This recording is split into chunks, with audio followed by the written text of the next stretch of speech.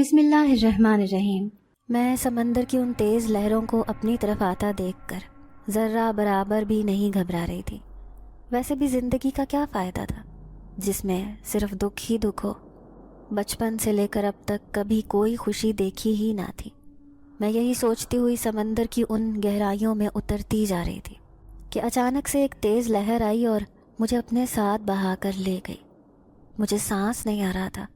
میں نہ جانے جو مرنے کی خواہش مند تھی، اچانک سے اپنے آپ کو یوں ڈوبتا ہوا دیکھ کر اپنے بچاؤ کی کوشش کرنے لگی۔ مجھے لگ رہا تھا میری زندگی کی چند سانسیں ہی بچی ہیں۔ تبھی مجھے محسوس ہوا کہ میں کسی مضبوط گرفت میں ہوں۔ میرا نام سحر ہے، میری عمر 18 سال ہے۔ میرا تعلق ایک غریب سندھی خاندان سے تھا۔ بچپن سے ہی اپنے ماں باپ کو وڈیروں کی غلامی کرتے دیکھا تھا، کیونکہ ہمارے علاقے میں وڈیروں کا راج چلتا تھا۔ نہ جانے کیوں یہ وڈیرے خود کو خدا سمجھنے لگے تھے۔ وہ ہمارے علاقے کے لوگوں کو اپنے دباؤ میں رکھتے۔ کسی کی ہمت نہ تھی کہ کوئی اپنے بچوں کو تعلیم دلوا سکے یا کوئی اور کام اپنی مرضی سے کر سکے، اور وہ وڈیرے دوسروں کی عزت کی دھجیاں اڑانے میں کوئی کسر نہ چھوڑتے تھے۔ میں اپنے ماں باپ کی اکلوتی اولاد تھی، اور میں تا حد خوبصورت بھی تھی۔ یہ اس وقت کی بات ہے جب میری عمر صرف 10 سال تھی۔ اس وقت میری اماں بھی بہت جوان اور خوبصورت تھی۔ یہی وجہ تھی کہ خوبصورتی میں بھی اپنی ماں پر ہی گئی تھی۔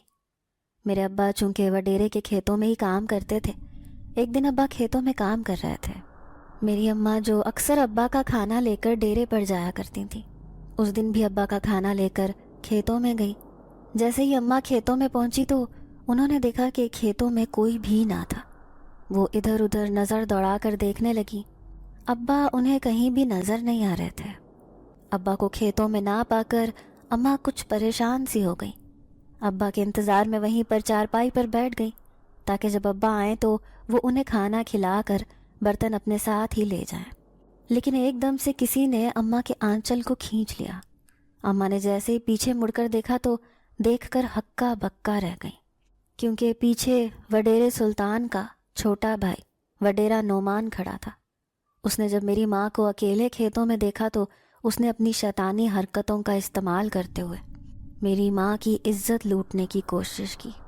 وہ ماں کو دیکھتے ہی کہنے لگا، واہ، تم تو اس عمر میں بھی اتنی خوبصورت لگ رہی ہو۔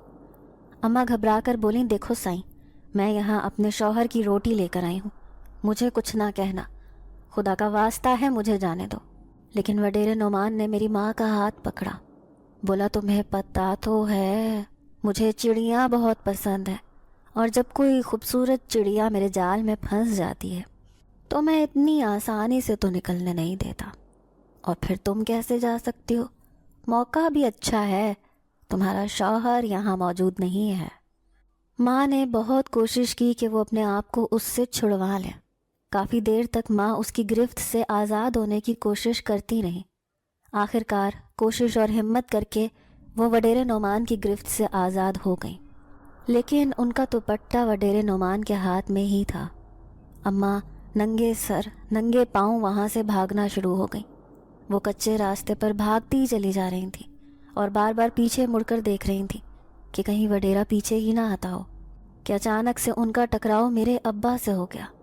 ابا دیکھ کر بولے، کیا بات ہے وسائی، تم اس طرح کیوں، اور تمہارا دوپٹہ کدھر ہے؟ کیا ہوا تمہیں؟ میری ماں نے بوکھلائے ہوئے لہجے میں جواب دیا، وہ وڈیرا نعمان، اس نے میری عزت پر ہاتھ ڈالا ہے۔ میرے ابا نے اتنی بات سنی تو غصے سے لال پیلے ہو گئے۔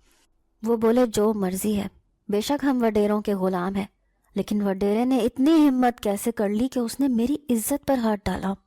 اب میں اس کو نہیں چھوڑوں گا۔ میرے ابا کے ہاتھ میں اس وقت کلہاڑی تھی۔ اماں نے ابا کی بہت زیادہ منت سماجت کی کہ اس معاملے کو یہیں دفن کر دیں، نہیں تو کام بہت بگڑ جائے گا۔ ابا بولے، میں غیرت مند ہوں، میں کبھی بھی یہ برداشت نہیں کر سکتا کہ وہ میری بیوی کی عزت پر ہاتھ ڈالے۔ چھوڑ دو مجھے، میں ابھی اسی وقت اسے کھا جاؤں گا۔ اگر وہ وڈیرے ہمیں غلام سمجھتے ہیں، اس کا مطلب یہ نہیں کہ وہ ہماری غیرت کو للکاریں۔ ابا نے اماں کی ایک بات نہ سنی، بھاگتے ہوئے وڈیرے نعمان کی طرف چلے گئے۔ وڈیرا نعمان میرے ابا کو دیکھتے ہی بولا، دیکھو غلام بخش، تمہیں پتہ تو ہے نا، جو چیز مجھے پسند آ جاتی ہے پھر میں اسے کسی بھی طرح اپنے ہاتھ سے جانے نہیں دیتا۔ ابا کو اس کی بات سن کر بہت غصہ آیا۔ بولے دیکھو وڈیرا سائیں، آج تک ہم آپ کی عزت کرتے آئے ہیں، اس کا مطلب یہ نہیں ہے کہ آپ ہماری عزتوں پر ہاتھ ڈالو، اور ہم اب یہ گوارا نہیں کریں گے۔ وڈیرا داڑھی پر ہاتھ پھیرتے ہوئے بولا، تیری کمی کمین کی اتنی جرت کہ تم وڈیرے کے آگے بولتے ہو، زبان لڑاتے ہو مجھ سے؟ جو دل کرے گا ہم وہی کریں گے، کس کی ہمت ہے جو ہمیں روکے؟ وڈیرے کی اتنی بات سن کر ابا کو بہت غصہ آیا۔ ابا نے وہی کلہاڑی جو ہاتھ میں پکڑ رکھی تھی وڈیرے کے سر میں دے ماری۔ وڈیرے کا سر چکرایا، وہ نیچے گر گیا، لیکن ابا اتنے زیادہ جنون میں تھے کہ انہیں سمجھ ہی نہیں لگ رہی تھی کہ وہ کیا کریں۔ اماں پیچھے سے ابا کو پکڑتی رہیں، لیکن ابا کلہاڑی کے وار وڈیرے پر کرتے جا رہے تھے۔ اماں ابا کی یہ حالت دیکھ کر رو رو کر ہلکان ہو گئی، بولی بس کرو، مر جائے گا یہ۔ لیکن تب تک وڈیرا اپنی سانسیں پوری کر چکا تھا۔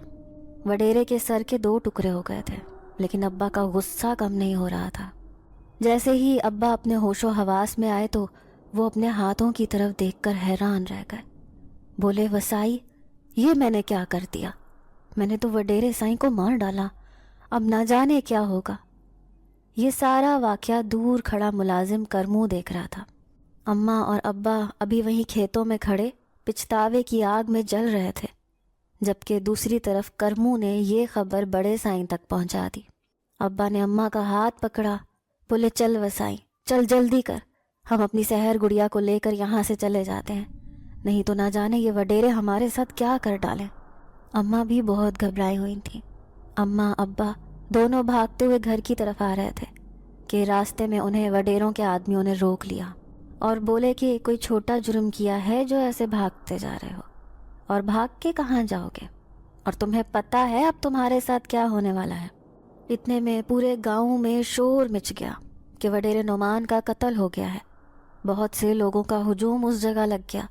کچھ لوگ وڈیرے نعمان کی لاش کو لے کر آئے، اور وڈیرے کے آدمی میرے ابا کو پکڑ کر گھسیٹتے ہوئے وڈیرا سلطان کے پاس لے گئے۔ وڈیرا سلطان غصے سے لال پیلا ہو رہا تھا۔ جب یہ دوسروں کے جوانوں کو موت کے گھاٹ اتارتے تھے، انہیں ذرہ برابر بھی دکھ نہیں ہوتا تھا۔ آج جب اسے پتا چلا کہ اس کے بھائی کو مار دیا گیا ہے تو ایسے لگ رہا تھا جیسے یہ زمین آسمان ایک کر دے گا۔ اس نے میرے ابا کو بہت زیادہ مار پیٹ کی، اس کے بعد بھی اس کا غصہ کم نہ ہوا۔ اس نے ابا کو جیل بھجوا دیا، انسپکٹر سے کہہ کر میرے ابا کو طرح طرح کی اذیت دلواتا رہا۔ ہر روز ابا پر جیل میں ظلم و ستم کے پہاڑ توڑے جاتے، لیکن پھر بھی وڈیروں کا غصہ کم نہیں ہو رہا تھا، اور پورے علاقے میں ان کے ظلم و ستم کا بازار اسی طرح گرم تھا۔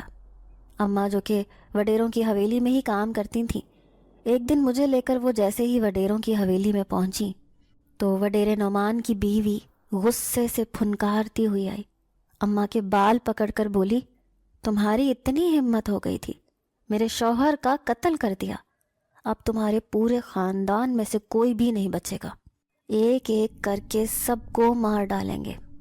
تم نے مجھے بیوہ، میرے بچوں کو یتیم کیا ہے، اب اس کی سزا دیکھنا تمہیں اپنے ہاتھوں سے دوں گی۔ ایسے لگ رہا تھا جیسے وہ پاگل ہو گئی ہو، اور وہ ماں کے بال چھوڑنے کا نام ہی نہیں لے رہی تھی۔ میں اپنی ماں کو یوں وڈیرے کی بیوی کے ہاتھوں پٹتا ہوا دیکھ کر بہت رو رہی تھی۔ میں روتی ہوئی بولی، سائن رحم کر، ارے میری ماں کو چھوڑ دے۔ تبھی اس نے ایک زوردار تماچا دے کے میرے منہ پر مارا، بولی کہ تو اسی قاتل کی بیٹی ہے جس نے میرے شوہر کو قتل کیا، اب دیکھنا تمہارے ساتھ کیا ہوگا۔ تبھی وڈیرے سلطان کی بیوی نے اسے پکڑا، کمرے میں لے گئی۔ اماں اسی وقت مجھے وہاں سے لے کر گھر واپس آ گئیں۔ رو رو کر میرا اور میری ماں کا برا حال تھا۔ مجھے ان سب چیزوں کی سمجھ نہیں تھی۔ میں بار بار اماں سے پوچھتی کہ اماں، ابا کہاں گئے ہیں؟ وڈیری آپ کو کیوں مار رہی تھی؟ کیا ہوا ہے؟ وہ مجھے قاتل کی بیٹی کیوں کہہ رہی تھی؟ کیا ابا نے قتل کیا ہے؟ اماں روتے ہوئے مجھے کہہ رہی تھی کہ نہیں، تیرا ابا قاتل نہیں ہے، اس نے تو غیرت مند ہونے کا ثبوت دیا ہے۔ تم جاؤ کھیلو، تمہاری یہ سب سوچنے کی عمر نہیں ہے۔ تبھی میں جا کر اپنے گھر میں لگے پیپل کے درخت کے نیچے بیٹھ کر کھیلنے لگی۔ تھوڑی ہی دیر کے بعد وڈیرا سلطان اور اس کے 3-4 خاص بندے ہمارے گھر آئے۔ اماں سے بولے کہ شام 6 بجے پنچایت لگنی ہے، اس میں اپنی بیٹی کو لے کر آ جانا، اور اگر نہ آئی تو پھر اس کی سزا تم خود پاؤ گی۔ اماں ہاتھ باندھ کے وڈیرے کے آگے کھڑی تھیں، بول رہی تھی کہ وڈیرے سائیں اب کون سی سزا رہ گئی ہے؟ میرے شوہر کو تو پہلے ہی جیل ہو گئی ہے اور وہ طرح طرح کی سزائیں بھگت رہا ہے، وڈیرے سائیں رحم کریں۔ تبھی وڈیرا سلطان بولا، یہی تو تم کمین لوگوں کی کمزوری ہے کہ آگے سے بحث کرتے ہو۔ تبھی ان کا ایک آدمی میری ماں کی طرف بڑھا اور بولا، جیسے وڈیرا سائیں کہتے ہیں ویسے کرو، نہیں تو پھر تمہارا شوہر جیل میں بچے گا اور نہ تم اور تمہاری بیٹی یہاں۔ اماں وڈیرے کے آگے ہاتھ باندھتے ہوئے بولی، ٹھیک ہے وڈیرا سائیں، جیسے آپ کا حکم ہم ویسے ہی کریں گے، میں پنچایت میں پہنچ جاؤں گی۔ جیسے ہی وہ لوگ ہمارے گھر سے نکلے میں بھاگتی ہوئی ماں کی طرف گئی، بولی، اماں یہ بڑے سائیں ہمارے گھر کیا لینے آئے تھے؟ پہلے تو وہ کبھی ہمارے گھر نہیں آئے۔ اماں مجھے ٹالتی ہوئی بولی، بس کچھ نہیں، انہیں کوئی کام ہے، انہوں نے ہمیں بلایا ہے۔ اماں ہر بات اسی طرح ٹالتی جاتی اور مجھے ان سب چیزوں کی سمجھ بھی نہیں تھی۔ جیسے ہی شام کے 6 بجے اماں مجھے لے کر پنچایت میں پہنچ گئی۔ پنچایت میں ہمارے علاقے کا وڈیرا سلطان اور کچھ ان کے خاص ملازم تھے۔ انہوں نے خود ہی فیصلہ کیا اور بولے، بتاؤ وسائی، اپنے شوہر کو بچانا چاہتی ہو؟ اماں نے جواب دیا، جی ہاں بڑے سائیں، میرے شوہر کو معافی دے دی جائے، اسے رہا کر دیا جائے۔ تو وڈیرا سائیں بولے، تو تمہیں پتہ ہے نا ہمارے علاقے کی جو رسم ہے، وہ رسم پوری کرنے کے بعد ہی تمہارا شوہر جیل سے واپس آ سکتا ہے۔ تبھی اماں گھبرائے ہوئے لہجے میں بولی، نہ سائیں، میری دھی تو ابھی بہت چھوٹی ہے وڈیرے سائیں۔ وڈیرا سائیں بولے، تو پھر اگر ونی کی رسم ادا نہیں ہوگی تو تمہارا شوہر جیل سے واپس نہیں آ سکتا۔ اماں گھبرا کر بولی، نہ سائیں، میں ایسا نہیں کر سکتی، میری دھی ابھی بہت چھوٹی ہے، میں اسے ونی میں کیسے دے دوں؟ تو وڈیرا سائیں بولے، بس پنچایت کا فیصلہ ہے، اگر تمہاری بیٹی ونی میں جائے گی کہ تمہاری بیٹی ونی میں جائے گی، کیونکہ وڈیرا نعمان کے قتل کا بدلہ یا تو خون ہوگا، کیونکہ تمہیں پتہ ہے ہماری سندھی روایت میں ہمیشہ سے یہی چلتا آ رہا ہے کہ یا تو خون کا بدلہ خون یا پھر اپنی کم عمر بیٹیوں کو ونی چڑھا دینا، اس کے بغیر قاتل کو معاف نہیں کیا جا سکتا۔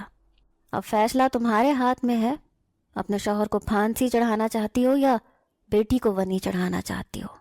اماں سوچ میں پڑ گئی، بولی، نہ سائیں، ایسا ظلم نہ کریں، اگر میرا شوہر پھانسی چڑھ گیا میرا اور میری دھی کا کیا ہوگا؟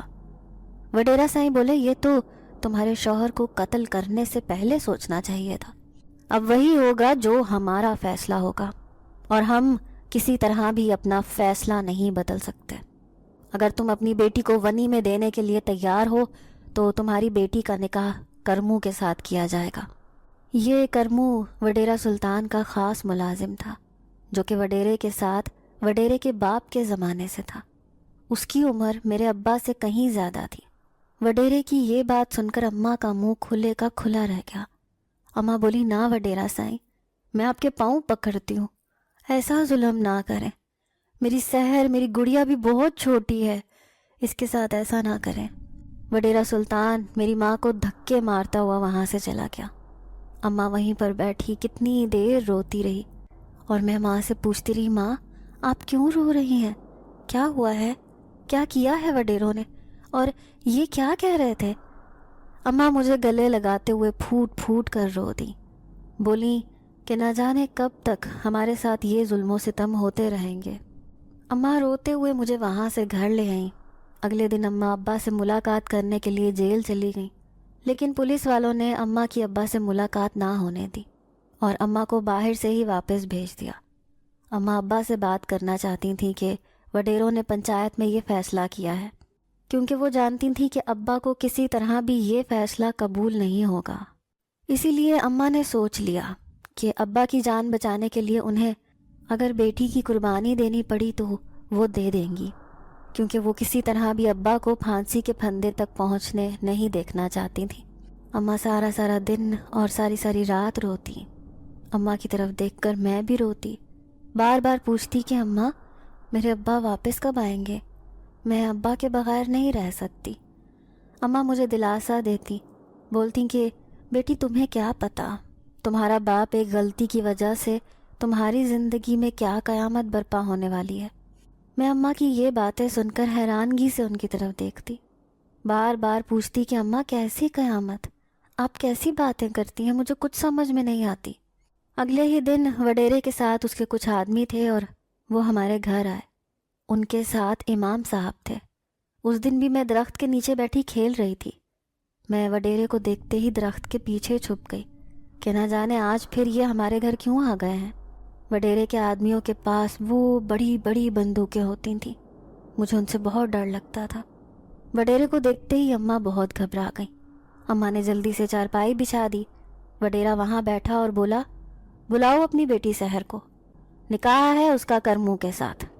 اماں چونکہ یہ فیصلہ قبول کر چکی تھیں، اماں روتی ہوئی میری طرف آئیں، مجھے لا کر ساتھ والی چارپائی پر بٹھا دیا. وہ کرمو جو میرے باپ دادا کی عمر کا تھا وہ میرے پہلو میں بیٹھا. تبھی مولوی نے میرا کرمو کے ساتھ نکاح پڑھا دیا. میں تو نکاح کا مطلب بھی نہیں جانتی تھی، لیکن میں خوبصورت رنگ کا دوپٹہ اوڑھے بہت خوش ہو رہی تھی کہ اماں میرا نکاح ہو گیا، اب میری شادی ہو جائے گی.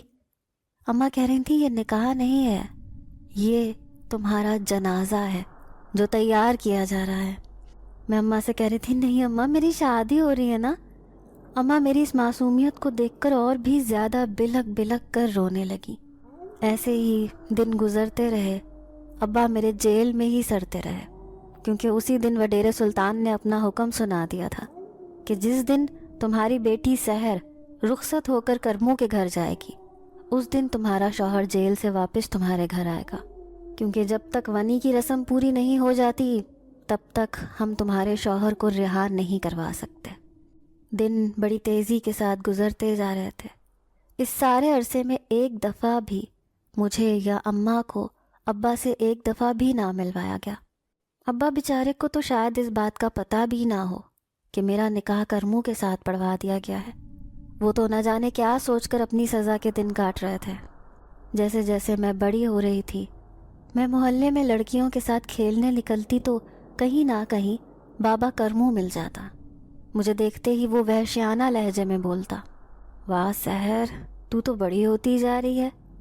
تبھی وہ میرے ساتھ کی سہیلیوں کو بتاتا کہ تمہاری سہیلی میری بیوی ہے، یہ جلدی میرے گھر میں آ جائے گی، پھر تم اس سے مل بھی نہیں سکو گی. کرموں کی یہ باتیں سن کر میں رونے لگتی. آ کر اماں سے کہتی کہ اماں وہ بوڑھا کرموں مجھے ایسے کہتا ہے کہ میں اس کی بیوی ہوں، وہ ایسی باتیں کیوں کرتا ہے. اماں مجھے گلے لگا کر چپ کرواتی اور بولتی ہاں بیٹا یہی تیری قسمت ہے، تم نے اپنے باپ کو بھی تو بچانا ہے. تمہارا نکاح بچپن میں کرموں کے ساتھ کروا دیا گیا تھا کیونکہ اب تم ونی چڑھو گی. اب میں اس ونی کے لفظ سے واقف ہوئی تھی کہ اس میں بیٹیوں کو زندہ درگور کر دینے والا کام ہوتا ہے. میں اماں سے پوچھتی تھی کہ اماں آخر آپ لوگ یہاں کیوں رہے، یہاں سے کہیں دور کیوں نہ چلے گئے. اب میرے ابا بھی جیل میں ہیں اور میں بھی اس بوڑھے کرموں کے گھر چلی جاؤں گی، نہ جانے وہ میرے ساتھ کیا سلوک کرے گا. اماں مجھے نہیں کرنی کرموں سے شادی، کرموں تو بڈھا آدمی ہے، میں کیسے اس سے شادی کر سکتی ہوں. اماں بولی تمہارا اس سے نکاح ہو چکا ہے اور تم نے اپنے باپ کو بھی تو بچانا ہے، نہیں تو تمہارا باپ پھانسی کے پھندے پر چڑھ جائے گا. اماں کی یہ بات سن کر میں اپنے آپ کو ہمت دیتی، بولتی کہ سحر تم نے اپنے ابا کو بچانا ہے اور اس کے لیے تمہیں جو قربانی دینی پڑے گی تم دو گی، اور ایک بیٹی اگر باپ کے لیے اپنی جان بھی دے دے تو بھی اس کے احسانوں کا بدلہ نہیں دے سکتی. میں نے بھی طے کر لیا تھا میں اپنے باپ کو بچانے کے لیے ہر ممکن کوشش کروں گی. اگر اس کے لیے مجھے اس بوڑھے کرموں کی بیوی بننا پڑا میں وہ بھی بنوں گی. میں جیسے ہی 15 سال کی ہوئی اماں صبح اٹھتے ہی جائے نماز بچھا کر رونے لگ گئی. میں نے پوچھا اماں آج پھر اس طرح کیوں رو رہی ہیں. اماں نے جواب دیا آج تم پورے 15 سال کی ہو گئی ہو. وڈیرے سائی نے یہی طے کیا تھا کہ جب تم 15 سال کی ہو جاؤ گی تو تمہاری رخصتی کر دی جائے گی. تبھی تمہارا باپ رہا ہو کر گھر آئے گا۔ مجھے ایک سائڈ پر اتنی خوشی ہو رہی تھی کہ میرا ابا رہا ہو جائے گا، لیکن دوسری طرف مجھے یہ بھی دکھ تھا کہ میں تو ابا کے ساتھ ایک دن بھی نہ گزار سکوں گی۔ ابا کے آنے سے پہلے ہی میں تو کرموں کے گھر چلی جاؤں گی۔ لیکن تبھی کسی نے ہمارا دروازہ کھٹکھٹایا۔ میں نے جیسے ہی دروازہ کھولا تو سامنے 2 پولیس والے کھڑے تھے اور پیچھے ایمبولینس تھی۔ میں یہ دیکھ کر گھبرا گئی، بولی یہ کیا ہے؟ اماں بھی میرے پیچھے آ گئیں۔ اماں دیکھ کر پولیس والوں سے پوچھنے لگیں کہ آپ لوگ یہاں کیا کر رہے ہیں؟ لیکن ساتھ ہی جیسے ہی اماں کی نظر ایمبولینس پر پڑی، تبھی اماں کہنے لگیں بتاؤ تم نے کیا کیا ہے میرے شوہر کے ساتھ؟ ایمبولینس میں کون ہے؟ تو پولیس والوں نے جواب دیا کہ تمہارے شوہر کی صبح موت ہو گئی ہے، ہم اس کی لاش لے کر آئے ہیں۔ یہ بات سن کر میرے اور میری اماں کے پاؤں کے نیچے سے زمین نکل گئی۔ میں وہیں گر گئی اور بے ہوش ہو گئی۔ اس کے بعد جب مجھے ہوش آیا، میرے ابا کا جنازہ جا چکا تھا۔ میں اٹھتے ہی پاگلوں کی طرح رونے لگی، بولی کہ اماں میرے ابا کہاں ہے؟ اماں نے جواب دیا تمہارے ابا اس دنیا میں نہیں رہے، لیکن اب میں تمہیں کسی بھی طرح کرموں کے گھر نہیں بھیجوں گی۔ ان وڈیروں نے جو ہمارے ساتھ کیا وہ بہت غلط کیا۔ اب میں کسی طرح بھی تمہیں ونی نہیں چڑھنے دوں گی۔ اور میں سسکیاں لے کر رو رہی تھی کہ میں نے آخری وقت بھی اپنے باپ کا چہرہ نہیں دیکھا۔ میری ماں بھی اندر سے بالکل ٹوٹ کے رہ گئی تھی۔ میں سوچوں میں گم اپنی قسمت کو رو رہی تھی۔ تبھی اماں نے میرا کندھا ہلایا، بولی سحر جیسے ہی رات کا اندھیرا چھانے لگے گا میں تمہیں یہاں سے لے کر بہت دور چلی جاؤں گی، جہاں تک ان وڈیروں کی پہنچ ہی نہ ہو۔ گھر سے سارے مہمان جا چکے تھے۔ رات کے وقت وڈیرے کا ایک خاص ملازم ہمارے گھر آیا۔ اس نے اماں کو وڈیرے کا پیغام دیا کہ کل 10 بجے کرمو بارات لے کر آئے گا، کیونکہ تمہاری بیٹی اس کی بیوی ہے، اسی لیے وڈیرے سائیں کا حکم ہے کہ کل ہی اسے رخصت کر دو۔ وڈیرے کے اس آدمی کی بات سن کر اماں بولیں کہ میرے شوہر کو تو وڈیرے نے مروا ڈالا، تو اب کیوں میری بیٹی ونی میں جائے؟ جب قتل کا بدلہ قتل ہو گیا تو پھر ونی کی رسم کیوں پوری ہو؟ نہ جانے اماں میں اتنی ہمت کیسے آ گئی تھی کہ وڈیرے کے خاص آدمی کو اتنی باتیں سنا رہی تھی۔ تبھی وڈیرے کا وہ آدمی بولا کہ اس بات کا مجھے نہیں پتا، مجھے جو وڈیرے سائیں نے حکم دیا تھا میں نے تم تک پہنچا دیا۔ کل تیار رہنا کیونکہ کل وڈیرا سائیں کرموں کی بارات لے کر آ رہے ہیں۔ اتنی بات کہہ کر وڈیرے کا وہ آدمی وہاں سے چلا گیا، لیکن اماں نے جلدی سے مجھے اٹھایا، بولی اٹھو سحر، چلو تمہیں ابھی اور اسی وقت یہاں سے جانا ہے، نہیں تو یہ وڈیرے صبح ہوتے ہی تمہیں کرموں کے پلے باندھ دیں گے۔ میں نہیں جانتی، میرا شوہر تو مجھے ہمیشہ کے لیے چھوڑ کر چلا گیا اور اب میری بیٹی اذیت بھری زندگی گزارے۔ میں تمہیں کبھی بھی کرموں کے گھر نہیں جانے دوں گی۔ جاؤ تم یہاں سے بہت دور چلی جاؤ، کبھی یہاں واپس نہ آنا۔ لیکن میں اماں کی طرف دیکھتی ہوئی بولی اماں آپ یہ کیسی باتیں کر رہی ہیں؟ میں آپ کو چھوڑ کر کہیں نہیں جاؤں گی۔ میری سسکیاں اور آہیں رکنے کا نام ہی نہیں لے رہی تھیں۔ میں بار بار روتے بلکتے ہوئے اماں سے کہہ رہی تھی کہ نہیں اماں، میں آپ کو لیے بغیر نہیں جاؤں گی۔ لیکن اماں میری کوئی بھی بات سننے کے لیے تیار نہ تھی۔ وہ مجھے بار بار کہہ رہی تھی سحر جیسے میں کہہ رہی ہوں تم ویسے کرو، تم یہاں سے چلی جاؤ، یہاں سے بہت دور چلی جاؤ، کبھی اس طرف دیکھنا بھی مت اور میری پرواہ مت کرنا، کیونکہ جب وڈیرا یا اس کا کوئی آدمی آئے گا تو میں اس سے بہانہ کر کے 1-2 دن کا وقت لے لوں گی۔ ان کو پتہ نہیں چلے گا کہ تم گھر سے بھاگ گئی ہو، اور اگر میں تمہارے ساتھ گئی تو وہ ہم دونوں کو ڈھونڈ لیں گے۔ اتنی بات کہہ کر اماں نے ہمارے گھر کی پچھلی سائڈ سے مجھے گھر سے بھگا دیا۔ میں اس گھپ اندھیری رات میں بھاگتی ہوئی چلتی جا رہی تھی۔ مجھے اپنی منزل کا کچھ بھی پتہ نہ تھا کہ میں نے کہاں جانا ہے۔ چلتے چلتے میرے پاؤں میں چھالے بن گئے۔ تبھی میں ساحل سمندر پر پہنچ گئی۔ اماں نے مجھے گھر سے بھگا دیا تھا، ابا میرے اس دنیا سے چلے گئے تھے، اور نہ جانے صبح ہوتے ہی وڈیرا میری ماں کے ساتھ کیا کرے گا۔ جب میرے ماں باپ ہی نہیں رہے تو میری ایسی زندگی کا کیا فائدہ؟ میں ایسی زندگی جینا نہیں چاہتی۔ صبح ہوتے ہی وڈیرا میری ماں کو موت کے گھاٹ اتار دے گا جب اسے یہ پتہ چلے گا کہ میری ماں نے مجھے بھگا دیا ہے۔ اس لیے میں جینا نہیں چاہتی۔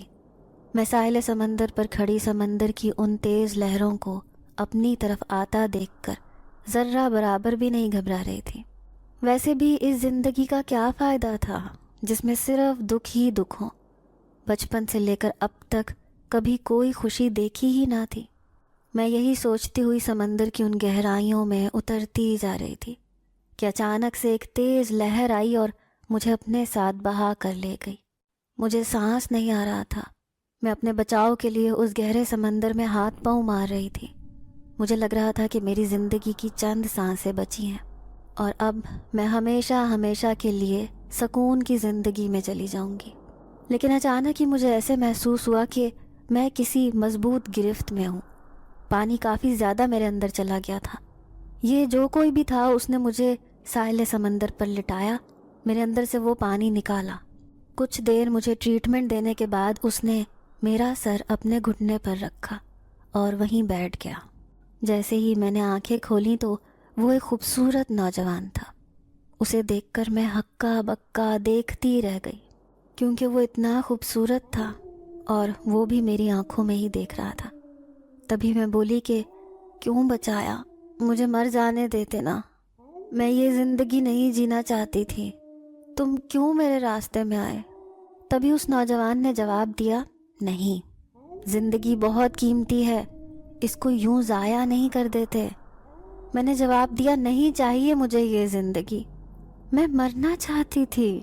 میرے باپ کو انہوں نے مار ڈالا، اب میری ماں کو بھی مار ڈالیں گے، تو میرے زندہ رہنے کا کوئی مقصد نہیں، اس لیے میں مرنا چاہتی ہوں۔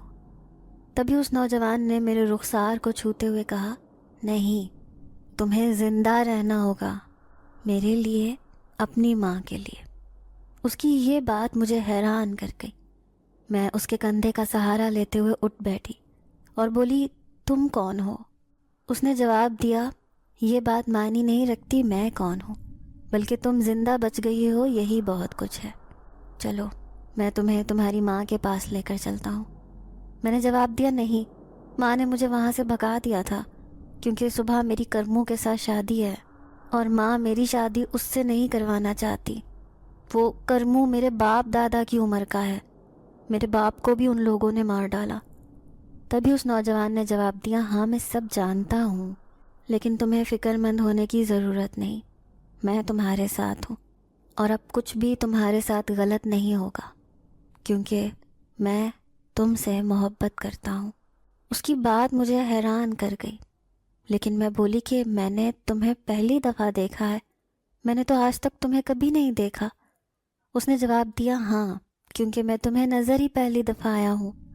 تبھی وہ اٹھ کھڑا ہوا اور ہاتھ میری طرف بڑھا دیا۔ میں نے جیسے ہی اس کا ہاتھ پکڑا تو میرا سر چکرانے لگا۔ میں نے جلدی سے اپنا ہاتھ اس کے ہاتھ سے کھینچ لیا اور بولی، کون ہو تم؟ اس نے جواب دیا، گھبراؤ نہیں، تمہیں مجھ سے کوئی نقصان نہیں ہوگا، میں تمہیں باحفاظت تمہارے گھر لے جاؤں گا کیونکہ تمہاری ماں اس وقت بہت زیادہ پریشان ہے۔ اس کی باتیں مجھے حیران کر رہی تھیں۔ تبھی میں بولی، تمہیں کیسے پتا میری ماں پریشان ہے؟ تو اس نے جواب دیا، مجھے سب کچھ پتا ہوتا ہے، اسی لیے کہہ رہا ہوں نا، اٹھو چلو میرے ساتھ۔ میں اس کا ہاتھ پکڑتے ہوئے اس کے ساتھ ساحل سمندر پر چلتی ہی جا رہی تھی۔ نہ جانے کیوں ایک عجیب سا سکون میری روح تک میں اترتا جا رہا تھا۔ نہ جانے یہ اجنبی کون تھا جس سے مجھے اپنائیت کا احساس ہو رہا تھا۔ وہ میرے روبرو چلتا ہوا میری ہی طرف دیکھتا جا رہا تھا۔ جاتے جاتے اس نے خاموشی توڑی اور بولا کہ سحر، تم کتنی خوبصورت ہو، اور تم یوں اپنی خوبصورتی کو ان سمندر کی لہروں کے حوالے کرنے لگی تھی۔ تبھی میں نے جواب دیا کہ کیا فائدہ ایسی خوبصورتی کا، اس خوبصورتی نے ساری عمر دیا ہی کیا ہے، دکھ اور بے سکونی جو میرے ساتھ میرے ماں باپ کو بھی سہنا پڑی۔ اس نے جواب دیا کہ اگر زندگی میں کوئی غم آئے تو مایوس ہو کر اپنی جان نہیں دے دیتے، بلکہ ان مشکلات کا ڈٹ کے مقابلہ کرتے ہیں۔ تو میں نے جواب دیا کہ ہمارے علاقے میں وڈیرے کسی کو کہاں جینے کا حق دیتے ہیں، وہ تو یہاں کے رہنے والے لوگوں سے ان کی زندگی چھین لیتے ہیں جیسے انہوں نے میرے بابا سے چھین لی۔ تبھی اس نے جواب دیا کہ تم اس کی ٹینشن نہ لو، اب وڈیروں کے الٹے دن شروع ہو گئے ہیں۔ اتنی بات کہہ کر اس نے چٹکی بجائی اور میں 1 منٹ سے پہلے اپنی ماں کے گھر کے سامنے کھڑی تھی۔ میں نے دروازہ کھٹکھٹایا.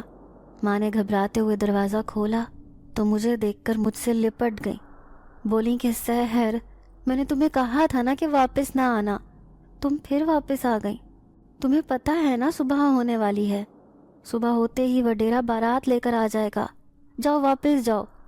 پھر میں نے جواب دیا، نہیں ماں، میں واپس نہیں جاؤں گی. اب میں یہی رہوں گی اور کسی بھی وڈیرے کی ہمت نہیں کہ ہمیں کچھ کہے.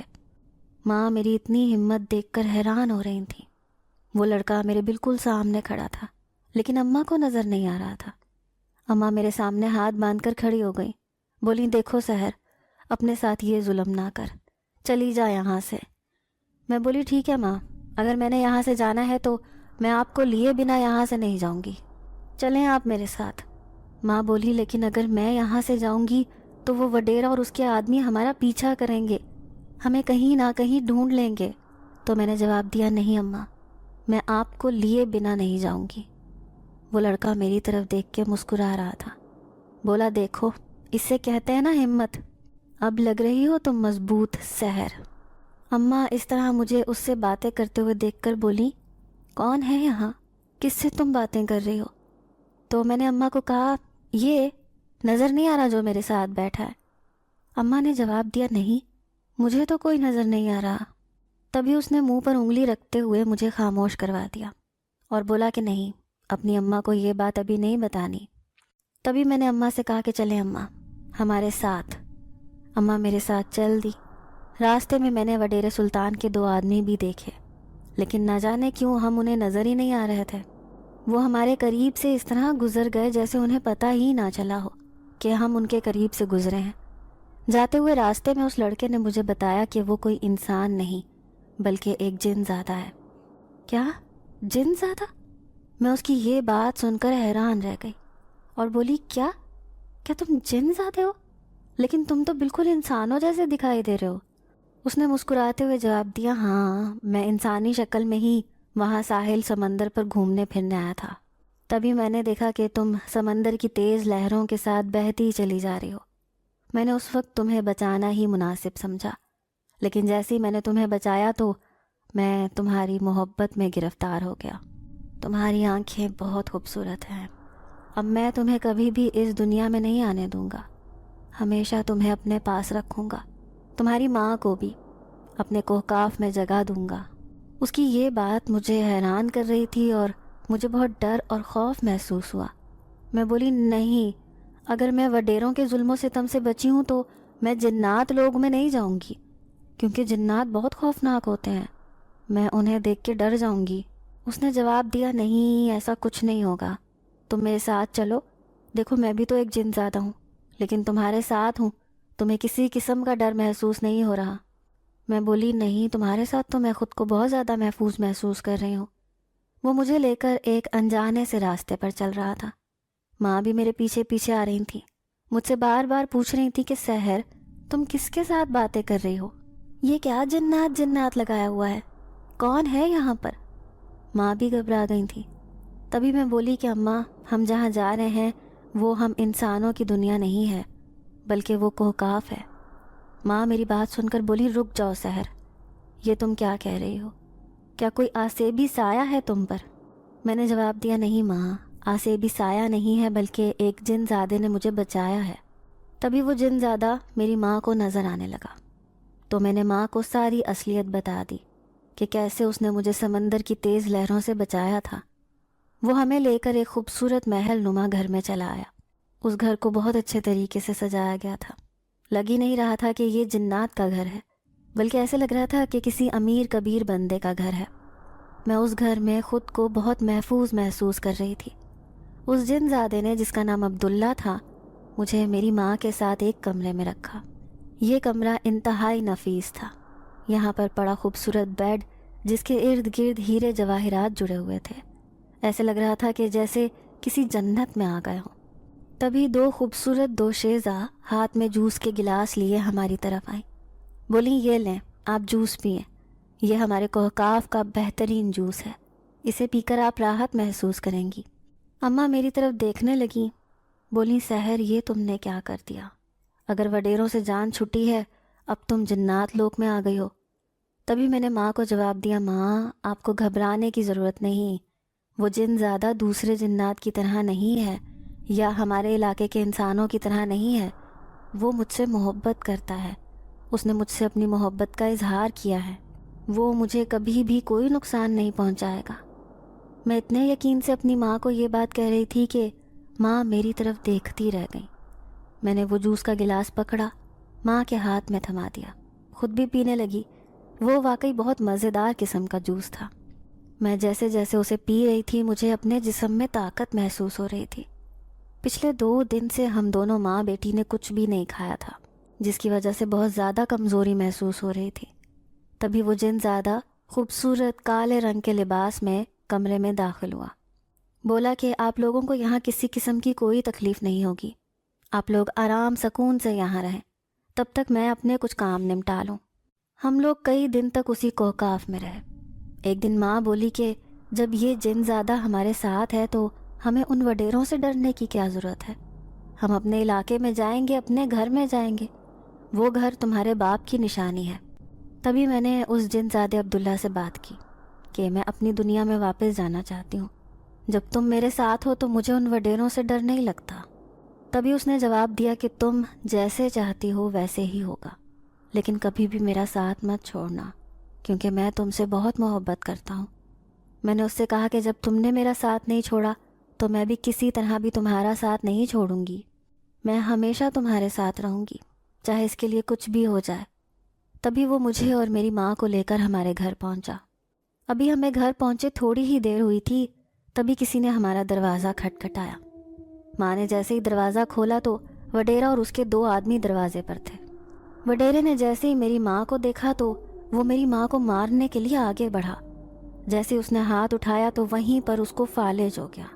یہ سب دیکھ کر میں اور اماں حیران ہو رہے تھے، اور عبداللہ ایک سائڈ پر کھڑا مسکرا رہا تھا۔ وڈیرے کی حالت بہت زیادہ خراب ہو گئی۔ تبھی اس کے آدمیوں نے اسے پکڑا اور حویلی واپس لے گئے۔ میں نے عبداللہ سے اس بارے میں پوچھا کہ یہ سب کیسے ہوا۔ اس نے جواب دیا کہ میں جن زیادہ ہوں، میں کچھ بھی کر سکتا ہوں، اور اب تم دیکھنا ان وڈیروں کے ساتھ کیا ہوتا ہے۔ اگلے ہی دن ہمیں پتہ چلا کہ وڈیرے کے بڑے بیٹے نے پھندا لے لیا ہے اور وہ مر گیا ہے۔ لیکن عبداللہ یہ خبر سن کر کھلکھلا کے ہنس رہا تھا۔ میں نے جیسے اس کی طرف دیکھا تو وہ بولا کہ میں نے وڈیرے کے بیٹے کو اتنا مجبور کر دیا کہ اس نے پھانسی کا پھندا لے لیا۔ اگر وڈیرے کا یہ بیٹا زندہ رہتا تو یہ تمہارے علاقے کے لوگوں کے لیے وبال بن جاتا۔ اسی وجہ سے میں نے اس کا کام ہی تمام کر دیا، اور اب تمہیں فکر کرنے کی ضرورت نہیں ہے، اب تمہیں کوئی بھی یہاں تنگ نہیں کرے گا۔ کچھ ہی دنوں میں ہمارے پورے علاقے میں امن و امان قائم ہونے لگا۔ ایسا لگ رہا تھا جیسے سارے علاقے کے لوگ زندگی کی طرف واپس لوٹ آئے ہیں۔ کرمو ایک دن اچانک سے ہمارے گھر آیا، اماں کے قدموں میں گر گیا۔ اس کے ہاتھ میں کچھ کاغذات تھے، اس نے وہ کاغذات میرے ہاتھ میں تھما دیے۔